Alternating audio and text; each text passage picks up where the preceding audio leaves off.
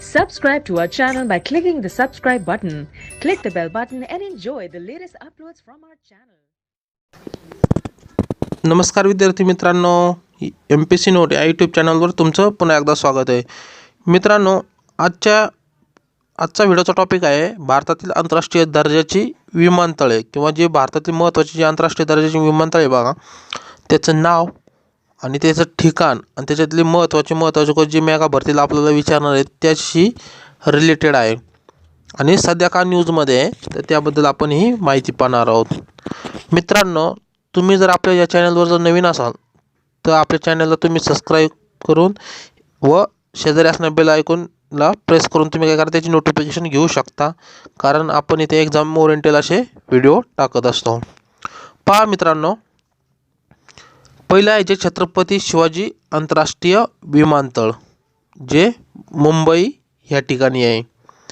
दुसरं आहे इंदिरा गांधी आंतरराष्ट्रीय विमानतळ जी नवी मुंबई येथे आहे, जी नवीन सध्या बांधले. त्याच्यानंतर नेताजी सुभाषचंद्र बोस आंतरराष्ट्रीय विमानतळ कोलकाता येथे आहे. मित्रांनो, आधी आपण काय करू, सर्व आंतरराष्ट्रीय दर्जाचे विमानतळ आहे त्यांची नावं आणि ठिकाणे पाहू, नंतर त्याच्याबद्दल इन्फॉर्मेशन पाहू.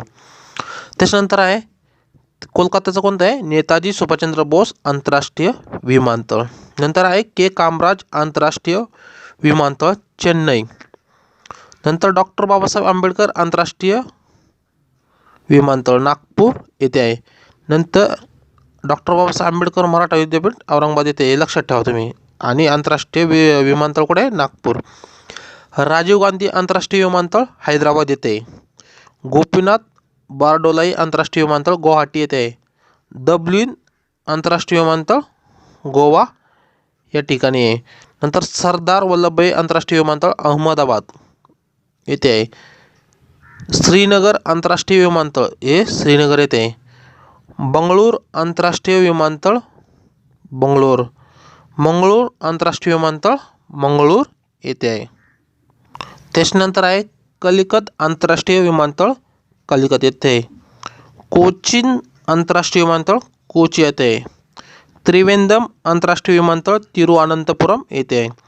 देवी अहिल्याबाई होळकर आंतरराष्ट्रीय विमानतळ इंदोर येथे आहे.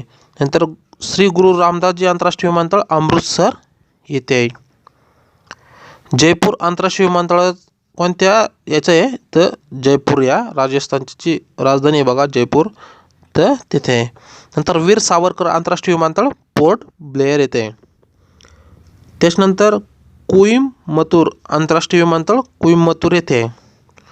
तिरुचिरापल्ली आंतरराष्ट्रीय विमानतळ तिरुचिरापल्ली येथे आहे. चौधरी चरणसिंग आंतरराष्ट्रीय विमानतळ लखनौ येथे आहे. नंतर लाल बहादूर शास्त्री आंतरराष्ट्रीय विमानतळ वाराणसी येथे आहे. मित्रांनो,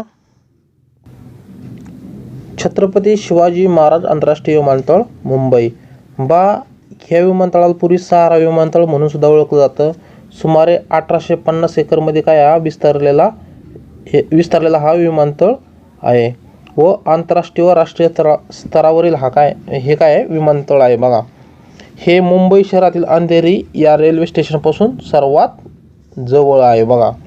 आणि याला भारतीय उपखंडाचे प्रवेशद्वार सुद्धा ओळखलं जातं. आणि दक्षिण आशियात सर्वाधिक व्यस्त असं विमानतळ आहे आणि जास्त प्रमाणात ही सेवा मुंबई शहरास दिली जाते. त्याच्यानंतर त्याच्यानंतर पाहणार आपण सुभाषचंद्र बोस आंतरराष्ट्रीय विमानतळ कोलकाता बघा. ह्या विमानतळाला डमडम सुद्धा विमानतळ असं म्हणत होतं आणि हे भारत देश आणि कोलकाता शहराच्या दरम्यान एक महत्त्वाचं विमानतळ सुद्धा मानलं जातं. आणि यांना स्वातंत्र्य सेनानी नेताजी सुभाषचंद्र बोस यांचे नाव देण्यात आलेलं आहे बघा.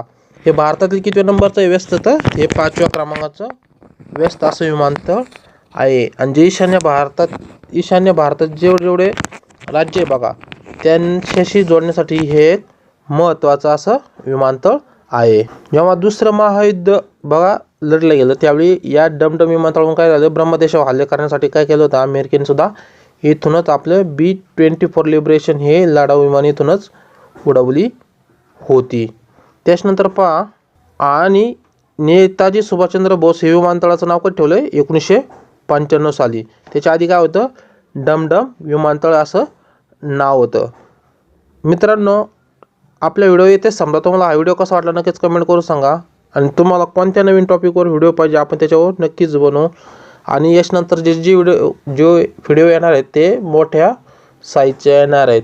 हा छोटा व्हिडिओ होता, त्याच्यामुळे तुम्ही माफी मागतो. पण पुढचे जे येणारे व्हिडिओ आहेत ते मोठाले असणार, मिनिमम तरी 10 मिनिटाच्या पुढंच असणार आहेत. थँक्यू मित्रांनो, तुम्ही हा व्हिडिओ पाहिल्याबद्दल.